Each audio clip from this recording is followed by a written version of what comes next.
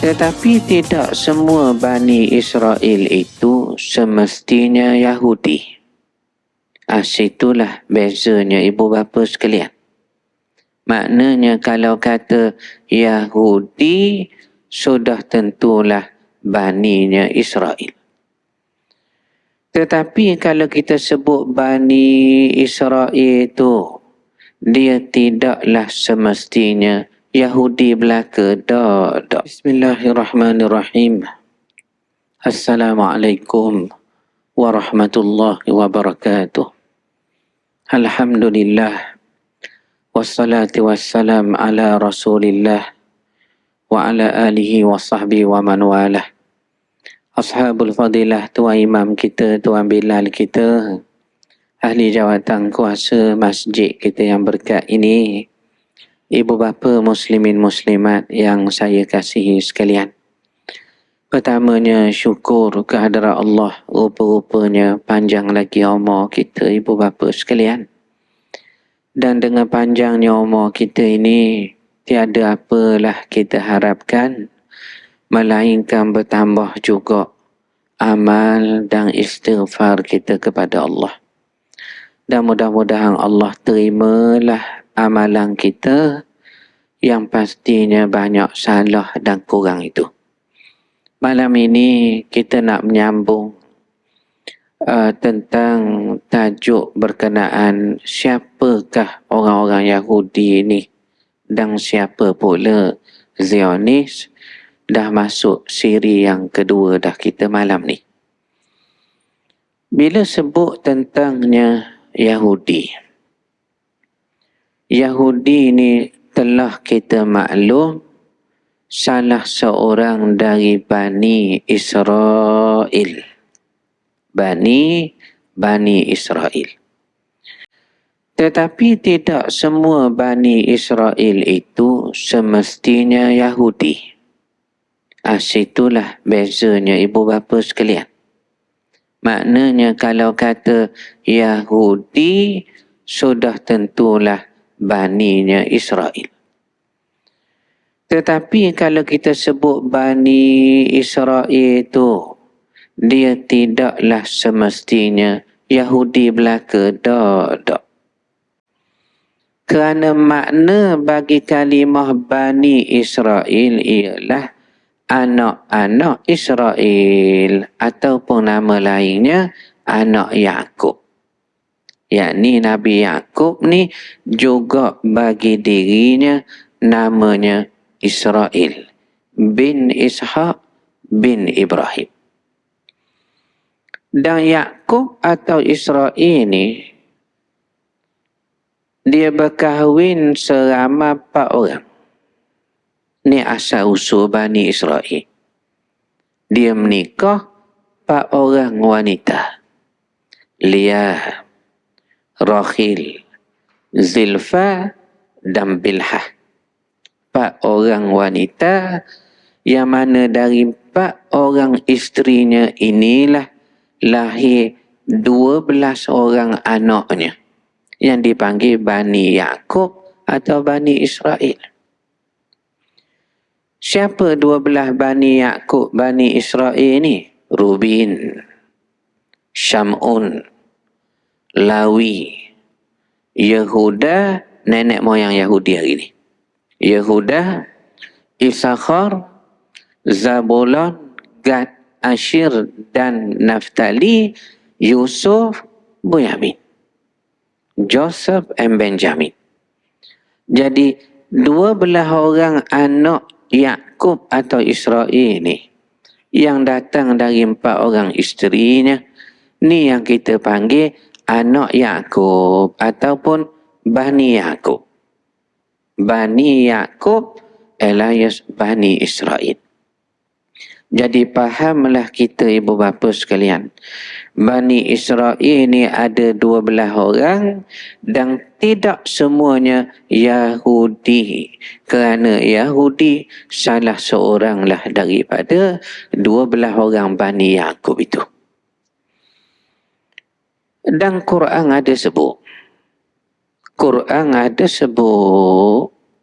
Iaitulah ketika Allah Dia suruh Musa bawa keluar Bani Israel. Bani Israel ni keturunan Yaqub telah menjadi hamba abdi kepada Firaun sudah terlalu lama. Sudah turun-temurun Bani Israel diperhambakan oleh Farainah.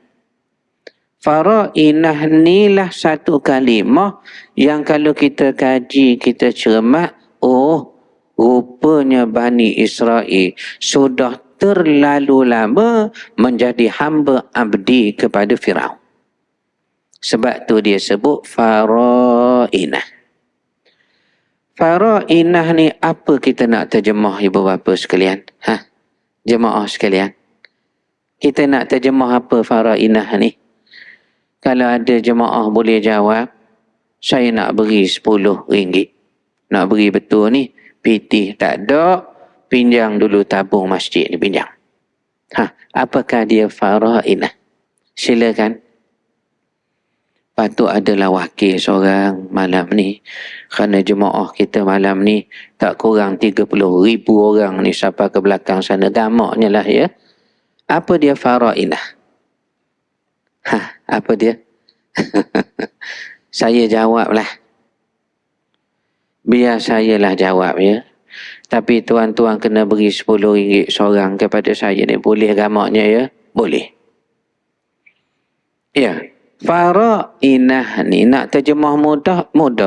Iaitulah kefiraunan. Ulang sekali lagi tu. Kefiraunan.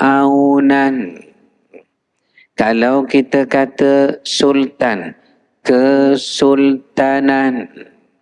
Kalau kita sebut raja, maka jadilah kerajaan. Bila sebut Farainah, Fir'aun hak perintah orang tu. Untuk bangsa Qibti di negara Mesir tu. Kalau nak tunjuk ramai, jamak, plural, apa kita sebut? Farainah, kefiraunan. Jadi Bani Israel ni bukan dijajah oleh satu Firaun. Bukan diperbudakkan oleh 2-3 orang Firaun. Tak. Firaun ni banyak.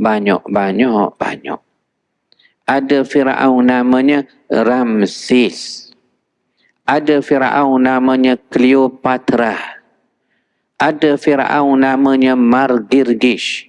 Ada Firaun. Tak usah kira lah tuan. Jadi mengapa satu kerja pula nak mengapa nama keturunan Firaun tu. Cuma nak sebut bila dia kata Farainah, kefiraunan, sudah terlalu lama Bani Israel ini menjadi hamba abdi Firaun dan keturunannya. Lama dah. Jadi Allah suruh Musa. Bani Israel Musa ni. Walaupun Musa bukan Yahudi, bukan. Musa Lawi. Walaupun Musa Bani Israel, tapi Musa bukan Yahudi. Dia datang dari jalur Lawi. Rubin Syamun Lawi. Lawi ni in English kita sebut Levi. Yang jadi jenama seluar jing tuan-tuan tu. Levi 501 tu. Betul ni bukan wak lolok ni tuan. Bagaimana bangsa Bani Israel menaikkan nama keturunan dia tu. Jadi kita pun pakai seluar baju terpulang dah. Tapi Musa Bani Israel. Betul. Adakah Yahudi juga? Tak. Ia datang dari jalur Lawi. Maka diminta Musa, selamatlah Bani Israel, adik-beradik tok nenek moyang kamu yang ramah tu. Lalu Musa membawa Bani Israel ini keluar daripada Mesir. Kisahnya ada disebut tu di mana? Di mana? Di dalam Al-Quran. Antaranya suratul Qasas. Dalam surah Taha pun sebut, dalam suratul Qasas pun sebut. Yang mana Musa ni dia bergaduh. Bahasa Terengganu dia sebut bergaduh. Bahasa Kuala Lumpur dia sebut bergocoh. Bergocoh. Seronok tuan-tuan kuliah saya ya. Pasal boleh belajar bahasa Terengganu tu. Moleklah tu. Kebetulan kami pun nak dapat Tok Besang orang Terengganu juga. Sedang molek. Bergocoh. Bila dia bergocoh dengan Bani Fir'aun. Musa ni Bani Israel. Ditengok pasal tu orang bergocoh, Bani Fir'aun, Bani Musa, Bani Israel, nya sokong Bani Israel. Dah dia pun Bani Israel. Apa dia buat? Quran sebut. Fawakazahu Musa faqada alaih. Maka Musa pun fawakazahu Musa faqada alaih, mati orang tu. Apa maksud fawakazahu? Ada orang kata ditumbuk Musa Bani Fir'aun tu mati. Betul juga. Ditinju Musa Bani Fir'aun tu lalu mati. Pun betul lah juga. Tetapi kalau terjemah betul-betul, tanya Arab. Ma ma'na, apakah makna fawakazahu min qawlillahi ta'ala, daripada surah ni. Arab ni tuang, dia akan kata gini, fawakazahu ni tuang bukan begini. Kalau begini kita panggil tumbuk. Maka kalau ada orang terjemah, ditumbuk Musa kepada Bani Fir'aun lalu mati, korang tepat sikit lah.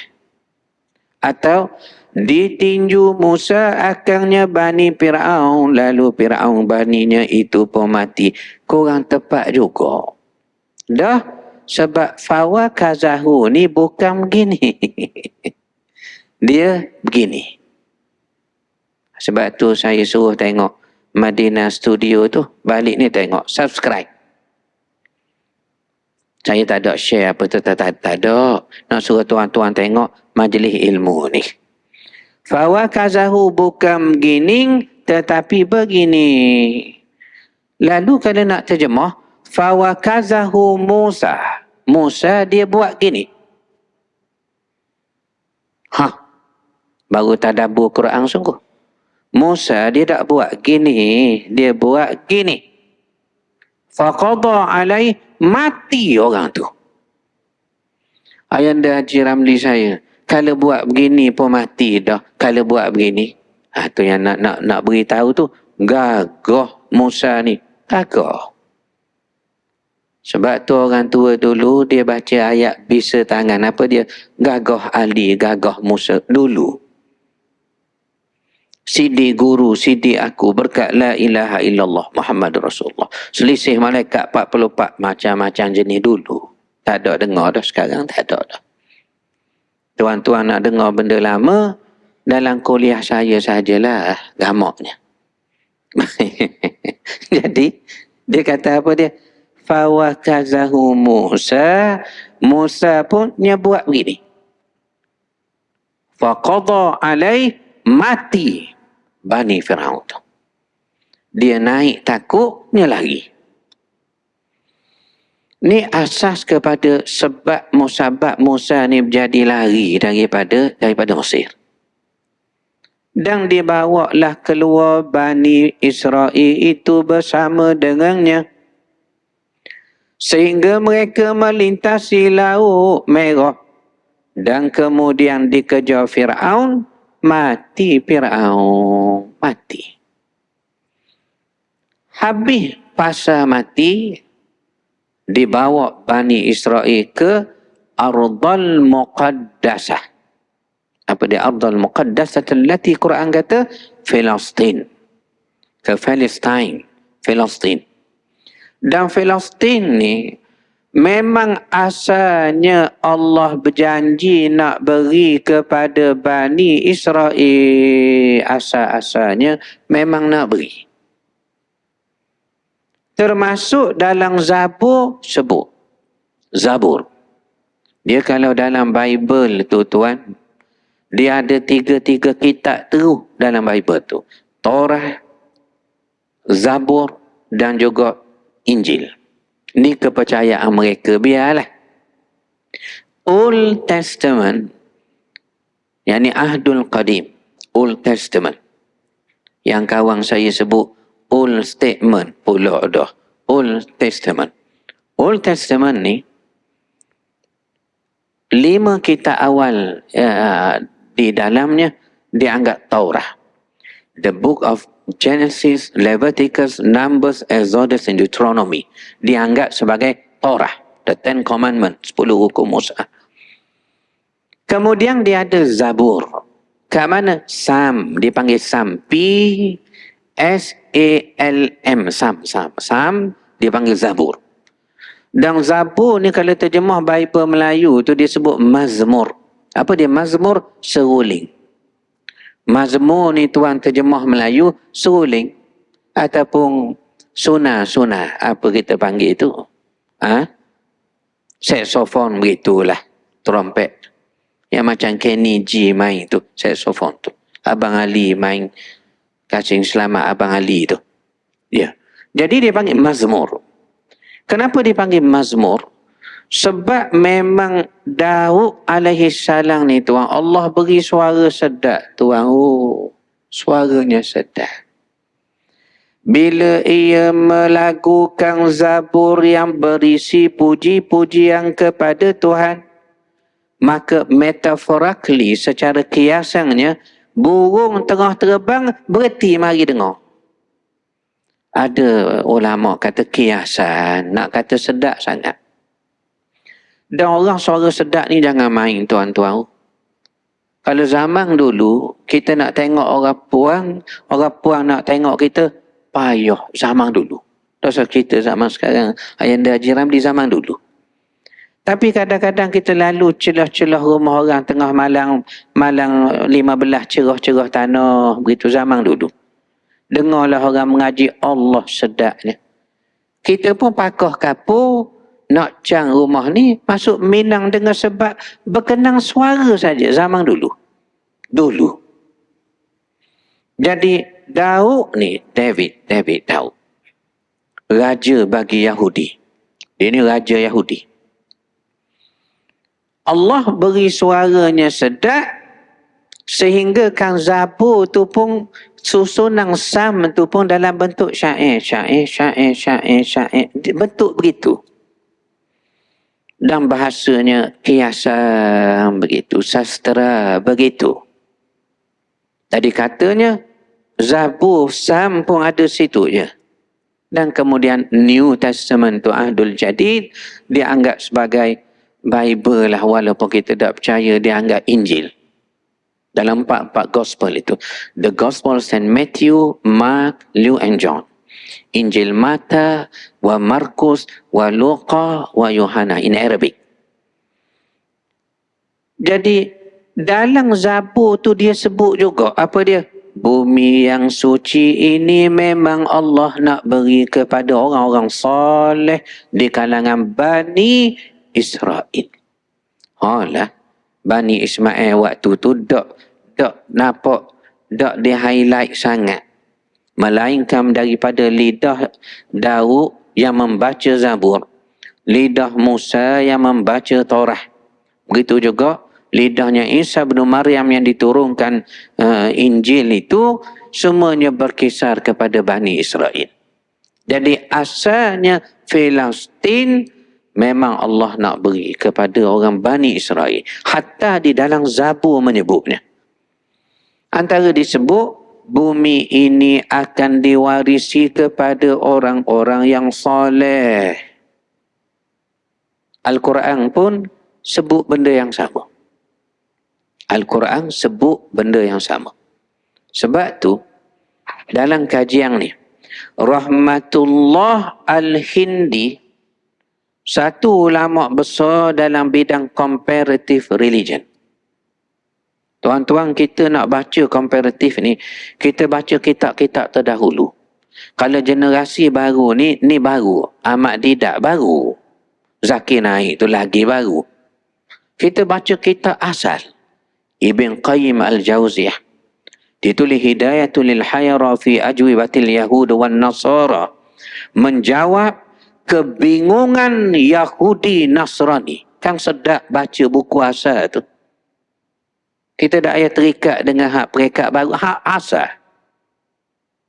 Rahmatullah Al-Hindi, dia mengarang satu karya besar bertajuk Izharul Haqqa pada tahun 1915. Allah, 1915 yang ada Haji Ramli. Tak ada jemaah di sini lahir 19, tak ada ni. Saya yakin tak ada tahun 1915, tak ada ni.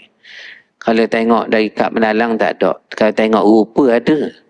Sebab dari segi rupa jemaah kita ni ada 100 tahun, 180 tahun. Dari segi rupa tu, saya cukup Pak. Saya cukup dah. Baru cukup. Ya. Lalu ibu bapa sekalian, 1915 dia karang satu karya Izharul Haqqa. Diterjemah dalam 200 bahasa di dunia. Rahmatullah Al-Hindi. Rahmatullah Al-Hindi kata, dia ceritalah pengalaman dia dialog dengan beberapa pemuka Nasrani yang datang ke benua India untuk membawa ajaran Nasrani ni. Lalu dia dialog kalau orang-orang Nasrani besar ni menyebabkan dia nak dibunuh, belayalah dia berpindah ke tanah Mekah, tanah Hijaz dipanggil ketika itu. Lalu antaranya dia kata, dari dulu orang Nasrani Yahudi dia tuduh Quran ini nyetiru Old Testament dan New Testament. Antaranya ayat kita nak baca ni lah. Apa dia? وَلَقَدْ كَتَبْنَا فِي الزَّبُورِ مِنْ بَعْدِ, telah tertulis di dalam kitab Zabur, annal arda yarithuha min ibadiyas salihun, bahawa bumi ini yakni Filistin akan kami wariskan kepada hamba kami yang soleh. Jadi dia kata Quran tiru banyak daripada perjanjian lama Taurat. Maka kata Rahmatullah Al-Hindi, betul. Kami tirulah. Kami tiru ke mana? Ni antara ayatnya. وَلَقَدْ كَتَبْنَا فِي الزَّبُورِ. Quran kata telah tertulis di dalam Zabur. Makna Quran dia tak tiru Zabur. Dia khabar dalam Zabur. Itu maksud dia. Dalam Zabur kata bumi ini akan diwarisi kepada orang soleh di kalangan Bani Israel. Tetapi kenapa tuan, sampai sekarang Yahudi ni dari segi sejarahnya 75 kali mereka diusir dari mana-mana tempat mereka pergi, kena hambat, kena halau. 75 kali sejarah dalam dunia.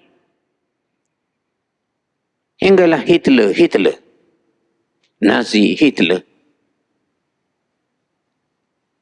dia bantai orang Yahudi ni sebanyak 6 juta Yahudi. Tu kalau mengikut, kalau betul sejarah tu.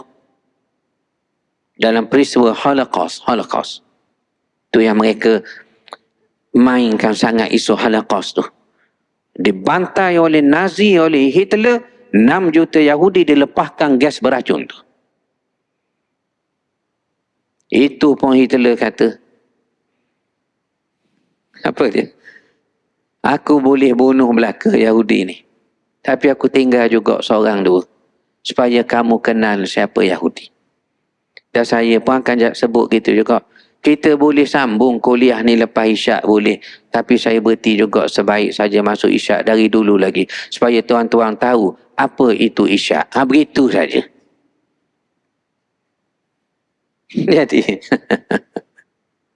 75 kali mereka diusir.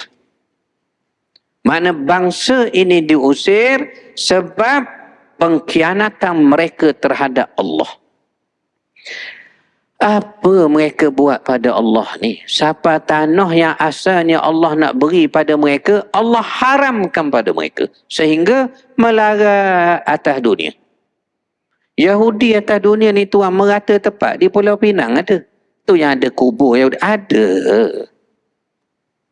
Yang paling banyak orang kata di Johor. Tu tuan-tuan tengok kereta banyak tu. JEW. Banyak je. Belah-belah Johor. Jadi, di merata atas dunia ni Yahudi ramai.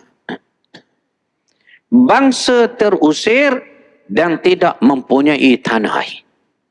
Kerana dosa-dosa mereka kepada Allah. Antaranya bila Allah berjanji nak beri tanah Palestin, Allah kata begini, ya Bani Israel, all children of Israel, Bani Israel, udhkuru ni'mati allati an'amtu alaikum. Ingat apa dia? Sudah banyak kami beri nikmat pada kamu, sudah banyak. Ahli tafsir pun, our scholars dalam bidang tafsir, dia buat satu komentar. Apakah nikmat itu? Allah kata, uzkuru ni'mati allati an'amtu alaikum. Perbanyaklah kamu ingat nikmat yang kami beri pada kamu. So apa nikmat itu? Ahli tafsir kata, pertama, mereka dipilih untuk menerima tauhid. Allah turunkan syariat kepada mereka melalui nabi-nabi mereka, dipilih untuk mentauhidkan Allah satu. Tetapi mereka kufur. Mereka kufur. Antaranya peristiwa syirik mereka oleh Samiri. Sembah patung lembu. Musa hidup lagi, cuma Musa pergi munajat 40 hari saja. Di Tur Sinah. Maka berlaku hukum Taurat kepada mereka hudud. Iaitulah mesti bunuh diri sendiri. Kerana hukum murtad dalam tiga-tiga agama samawi ialah bunuh. Tuan dengar tu? Hukum murtad bagi tiga agama samawi ialah mati. Disebut dalam Exodus, dalam Keluaran.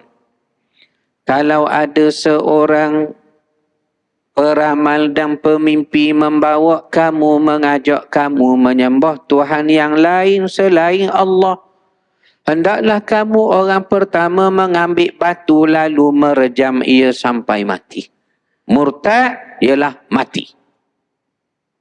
Lalu mereka dijatuhkan hukuman mati. Dengan cara bunuh dalam gelap. Baca tafsir. Kedua, nikmatnya Nabi-Nabi hak bawa syariat, semua orang kampung mereka sendiri. Orang kampung lah kita panggil, bangsa mereka. Bani Israel sendiri. Dan Nabi Bani Israel ni ramai tuan. Kalau nak banding Bani selain Israel. Bermula Ya'qub, Israel. Anaknya Yusuf, Bani Israel. Nabi Zakaria, dah tentu dah Yahudi. Hak mengundi jaga Maryam dalam mihrab.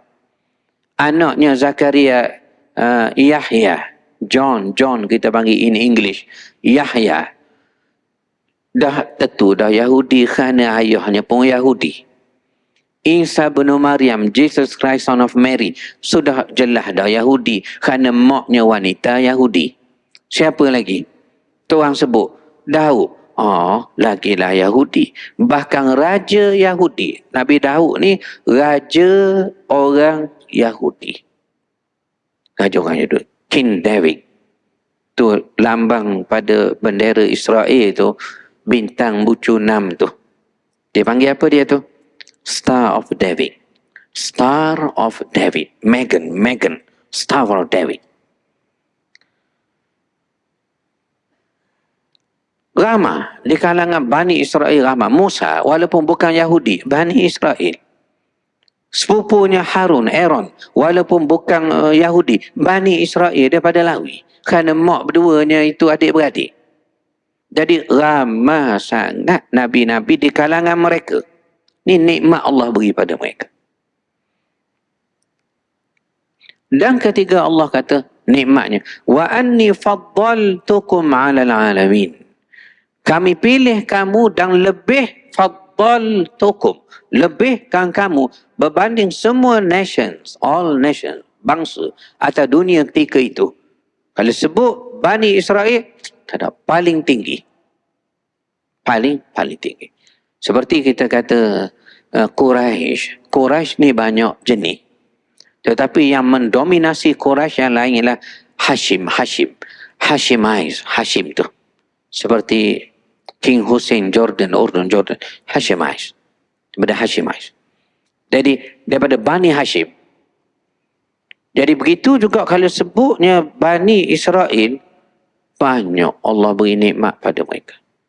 Tetapi apa yang menyebabkan Allah haramkan, bukan tak beri, bukan saja tak beri, haramkan Palestin pada mereka, iaitulah kerana mereka mengkhianati janji dengan Allah. Lepas tu Allah kata, ufi bi'ahdikum wa aufu bi'ahdi ufi bi'ahdikum. Kamu penuhi janji kamu dengan aku, baru aku penuhi ufi bi'ahdikum.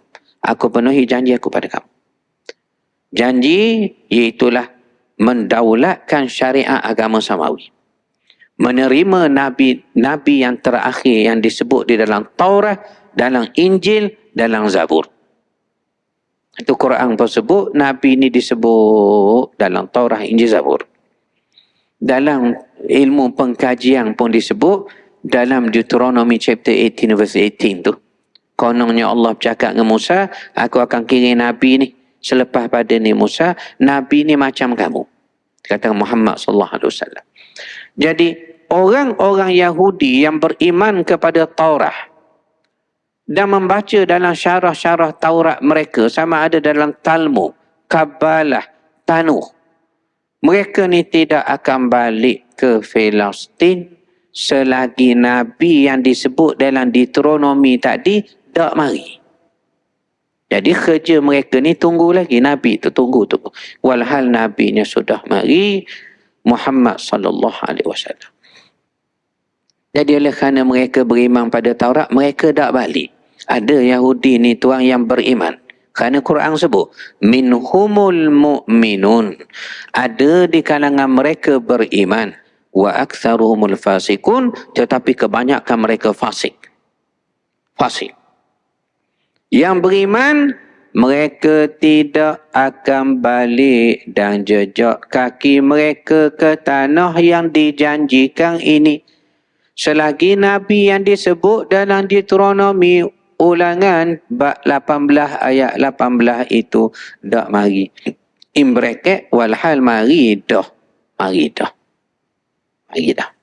Jadi mereka bertaburan di atas bumi, dak balik ke Jerusalem. Sekalipun dipanggil, baliklah, dak balik. Tu yang banyak bertaburan di mana tu tuan. Merata-ratalah di London. Ya. Di Scandinavia, di Sweden banyak. Di mana lagi? Oh, banyaklah. Denver, Yahudi duduk ada komuniti mereka. Jadi anak-anak pelajar belajar di sana, mereka kata boleh tak kami beli daging kedai orang Yahudi? Boleh. Kerana fiqh kita memberi hukumnya boleh makan sembelihan mereka. Kosher tu. Boleh makan. Dan boleh menikah dengan anak perempuan mereka. Syaratnya laki-laki ialah Muslim, wanitanya Ahlul Kitab. Dia tak boleh bertukar sebaliknya. Tak boleh. Tak boleh laki-lakinya Yahudi, wanitanya Muslim. Tak boleh. Wanitanya Ahlul Kitab. Tapi laki-laki Muslim, ya. Sama juga kita baca satu pandangan. Bila saya dengar tentang perbahasan menikah Ahlul Kitab dengan wanita, dengannya orang Islam, yang syaratnya mestilah Muslim itu lelaki dan Ahlul Kitab mesti perempuan. Dia tak boleh bertukar sebab lelaki yang akan bimbing perempuan tu. Maka saya teringat ada satu perbahasan tentang hukum. Apakah hukum manusia menikah dengan jin? Sama lah macam tadi. Ahlul Kitab menikah dengan orang Islam. Jadi teringat, sama lah juga. Apa hukum manusia menikah dengan jin.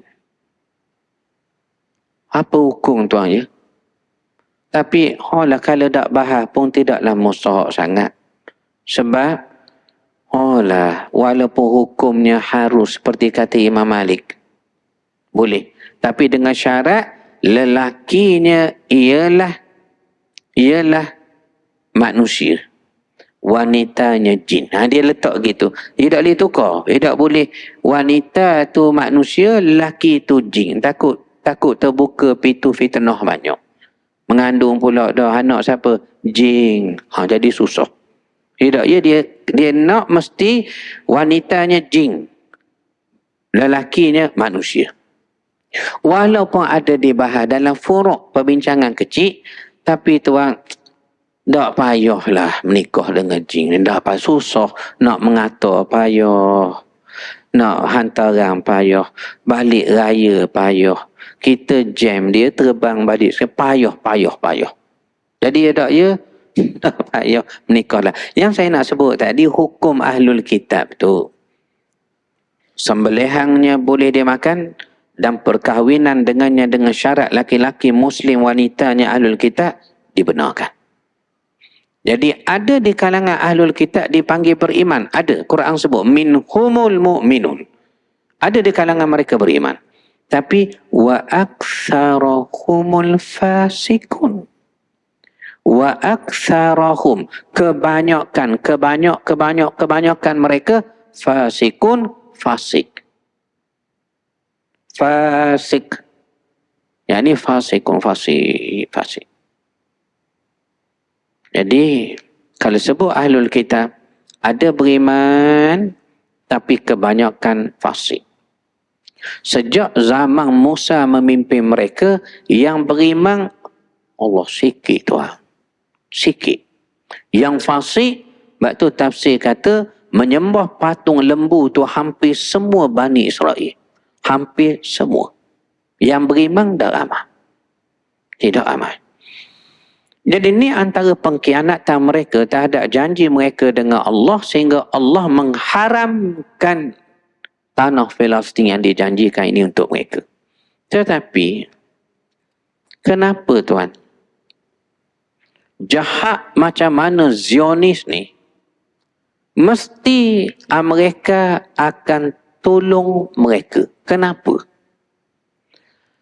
Rupanya dalam doktrin mereka, antara sebab yang Isa bin Maryam akan datang balik, kita pun percaya Jesus will return, kita percaya. Antara tanda akhir zamannya yang besar ialah apa dia? Isa bin Maryam turun, dibantu Imam Mahdi, lalu membunuhnya Al-Masihud Dajjal. Al-Masih Dajjal. Ini kita beriman dalam tanda-tanda akhir zaman. Tetapi mereka pun percaya Isa mari pula. Yahudi percaya mari, tapi bukan Isa. Maknanya ada Rasul yang akan mari semula, tiga agama ni percaya. Cuma konsep dia beza sikit. Ni yang menentukan kenapa mesti tolong mendirikan negara haram Israel walaupun mereka kejam. Sebab dalam doktrin Christianity,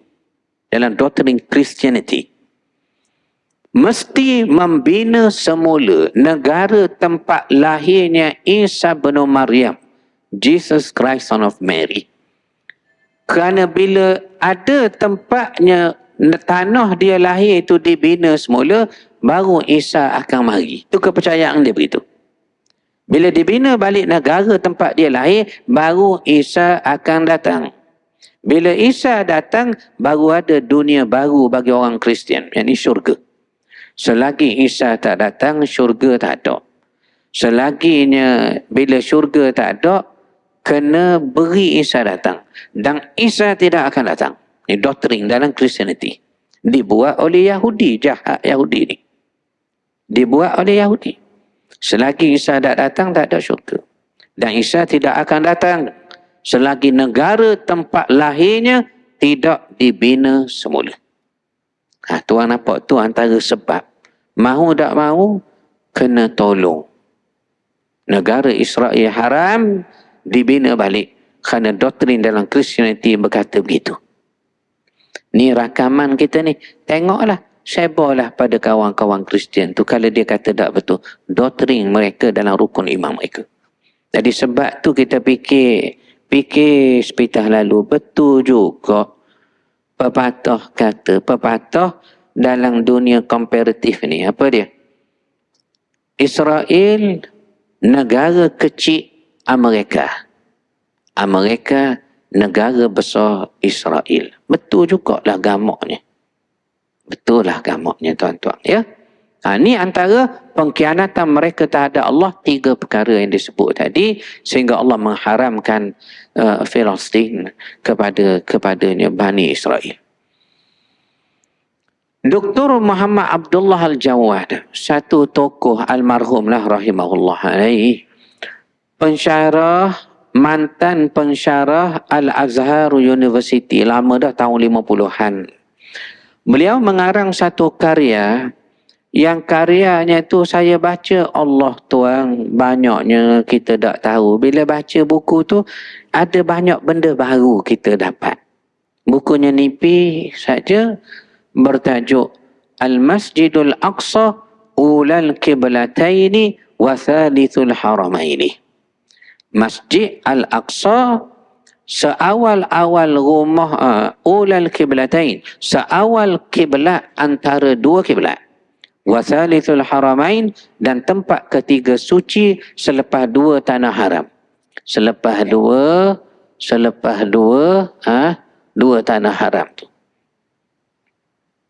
Oh, lambat sangat. Jang ni salah gamaknya. Ya. 2 tanah haram. Apa ditulis? Saya sempat baca begitu je lah tuan-tuan. Oh, bukan baca tengok sangat. Bukan.